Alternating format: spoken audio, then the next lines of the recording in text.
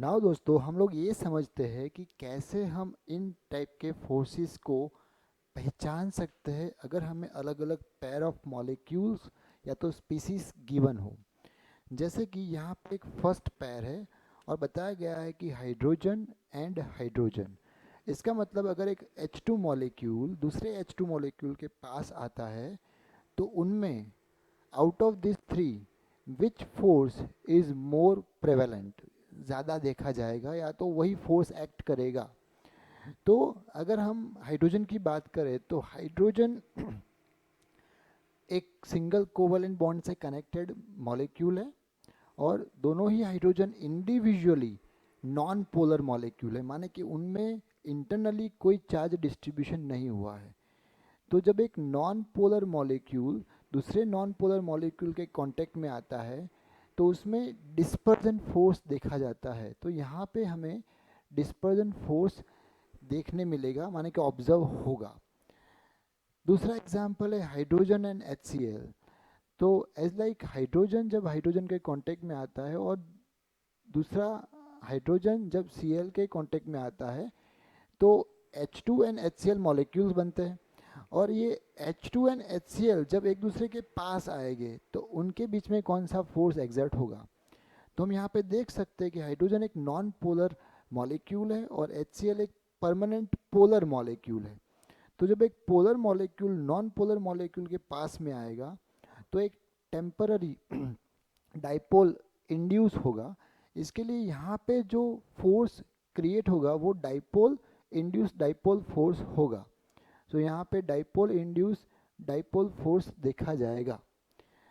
Third example एक chlorine molecule है जो कि एक नॉन पोलर मॉलिक्यूल है और एक हाइड्रोजन मॉलिक्यूल है जो कि एक नॉन पोलर मॉलिक्यूल है। तो जब दो नॉन पोलर मॉलिक्यूल पास में आते हैं तो वहाँ पे डिस्पर्जन फोर्स, ये वाला डिस्पर्जन फोर्स देखा जाता है। एक और एग्जाम्पल लेते हैं, fourth example CCl4 and CO2। तो CCl4 एक टेट्राहेड्रल मॉलिक्यूल है जहाँ पे क्या हो रहा है कि ये मॉलिक्यूल के इंडिविजुअल बॉन्ड पोलर है। जैसे कि यहाँ पे क्लोरीन इलेक्ट्रोनेगेटिव है और कार्बन इलेक्ट्रोपॉजिटिव है। बट अगर देखा जाए तो ये जो फोर्स है क्लोरीन की ओर जो इलेक्ट्रॉन खींच रहे हैं वो हर तरफ, माने कि ऑल द फोर डायरेक्शन में इक्वली एंड ऑपोजिटली जा रहा है। इसके कारण ये जो टेट्राहेड्रल मॉलिक्यूल है जो कि एक sp3 हाइब्रिडाइज मॉलिक्यूल है और उसमें टोटल जो फोर्स रहता है वो नील हो जाता है, नल हो जाता है। तो ये जो CCl4 मॉलिक्यूल है वो एक्चुअली एक नॉन पोलर मॉलिक्यूल है। सिमिलरली कार्बन डाइऑक्साइड में इंडिविजुअली बॉन्ड पोलैरिटी देखने मिलती है। कार्बन और ऑक्सीजन के बीच में इलेक्ट्रोनेगेटिविटी का डिफरेंस है। तो ऑक्सीजन डेफिनेटली इलेक्ट्रॉन को एक तरफ पुल कर रहा है लेकिन एग्जैक्टली ऑपोजिट डायरेक्शन में इलेक्ट्रॉन का खिंचाव है। तो ये मॉलिक्यूल एज अ होल एक नॉन पोलर मॉलिक्यूल बन जाता है। And again, when non-polar molecule comes in contact with the non-polar molecule, the forces exert are dispersion forces. Correct?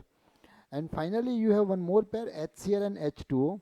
So as we know, HCl is a polar molecule, and even water is also a polar molecule. तो water में जो negativity है, electronegativity है, वो oxygen की ओर है। तो ये पार्शियली नेगेटिव एरिया रहेगा और ये पार्शियली पॉजिटिव एरिया रहेगा। वह क्लोरीन HCl में ये जो क्लोरीन है वो पार्शियली नेगेटिव रहेगा और हाइड्रोजन पार्शियली पॉजिटिव रहेगा। जब ऐसे दो पोलर मॉलिक्यूल पास में आते हैं तो एक मॉलिक्यूल का नेगेटिव और दूसरे मॉलिक्यूल का पॉजिटिव अट्रैक्ट होते हैं और ऐसे फोर्सेस को हम डाइपोल डाइपोल फोर्सेस बोलते हैं। तो यहाँ पे जो फोर्स होगा उसको हम डाइपोल डाइपोल फोर्सेस बोलेंगे। तो इस तरीके से अगर मॉलिक्यूल्स हमारे पास मिल जाए, रेफरेंस मॉलिक्यूल्स, तो वी कैन प्रिडिक्ट कि which type of van der Waals forces are actually acting upon them. And इसको समझने के लिए हमें जो समझ होनी चाहिए मॉलिक्यूल की पोलैरिटी और नॉन पोलैरिटी की, वो उसके बेसिकली स्ट्रक्चर से पता लगता है। And this is all about structural features. और स्ट्रक्चरल फीचर्स को समझने के लिए केमिस्ट्री में एक वंडरफुल थियोरी है जिसका नाम है VSEPR थ्योरी, जिसको आगे जाके हम थोड़ा एक्सप्लोर करेंगे। But right now I have made clear what are these three types of forces and how to evaluate them between the pair of molecules. So this is all about dispersion forces. Thank you.